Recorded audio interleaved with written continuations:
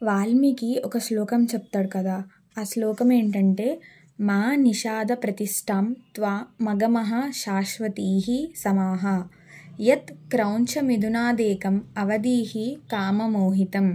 అంటే ఈ శ్లోకానికి అర్థం ఏంటంటే, ఓ బోయవాడా, కలిసున్న క్రౌంచ పక్షుల్ని నువ్వు విడగొట్టావు, వాటిని బాధ పెట్టావు. అంటే నీ పాపం ఊరికే పోదు, నువ్వు కూడా ఎంతో కాలం బతకవు, త్వరగా చనిపోతావు అని వాల్మీకి శపిస్తాడు.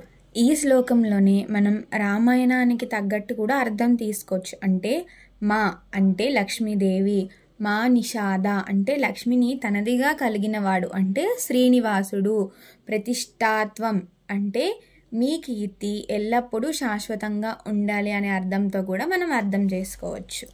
ఇంకా వాల్మీకి రామాయణాన్ని ఇలా స్టార్ట్ చేశాడు.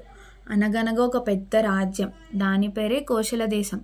దానికి రాజధానిగా అయోధ్య ఉండేది. ఇది మనువు అనే చక్రవర్తి ఈ అయోధ్య రాజ్యాన్ని, కోశల దేశాన్ని నిర్మిస్తాడనమాట. ఇది చాలా అందంగా, చాలా పెద్దగా ఉంటుంది ఈ రాజ్యం. నగరం మధ్యలో ఒక పెద్ద రాజకోట ఉండేది. అందులో దశరథ మహారాజు ఉండేవాడనమాట. అతని దగ్గర చాలామంది మంత్రులు, సేనాధిపతులు అందరూ ఉండేవాళ్ళు. ఆ రాజ్యానికి అసలు కరువు అంటే ఏంటో తెలియదు. ఆ రాజ్యంలో తాగే నీరు కూడా చెరుకు రసంలా, అంటే అంత తీయగా ఉండేది. ఆహారానికి లోటు ఉండేది కాదు. అక్కడున్న ప్రజలందరూ ఒక కుటుంబంలా బతికేవారు. దశరథ మహారాజు దగ్గర చాలా ఏనుగులు, గుర్రాలు ఉండేవి.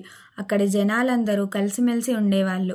ఎటువంటి దొంగతనాలు జరిగేది కాదు. అందరికీ చాలా ఆస్తి ఉండేది. అందరూ ఆభరణాలు వేసుకొని తిరిగేవాళ్ళు. అందరూ నిజాన్ని మాత్రమే చెప్పేవాళ్ళు.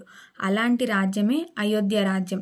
దాన్ని మనం ఎగ్జాంపుల్గా కూడా తీసుకోవచ్చు. దశరథుడి దగ్గర 8 మంది మంత్రులు ఉండేవాళ్ళు. వాళ్ళు దుష్ట శిక్షణ, శిష్ట రక్షణ అంటే చెడు చేసే వాళ్ళని శిక్షించి మంచి వాళ్ళని కాపాడుతూ ఉండేవాళ్ళు.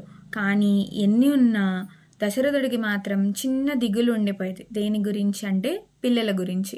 అప్పటికే దశరథుడికి 60,000 సంవత్సరాలు ఆ కాలంలో. కానీ ఇంకా పిల్లలు పుట్టలేదు. అందుకే దశరథ మహారాజు అశ్వమేధ యాగం చేద్దామని అనుకుంటాడు. ఆ అశ్వమేధ యాగాన్ని ఎలా చేశాడు అనేది తర్వాత వీడియోలో తెలుసుకుందాం. అయితే మీరు కోసల దేశాన్ని ఎవరు నిర్మించారో కామెంట్స్లో చెప్పండి. జై శ్రీరామ్.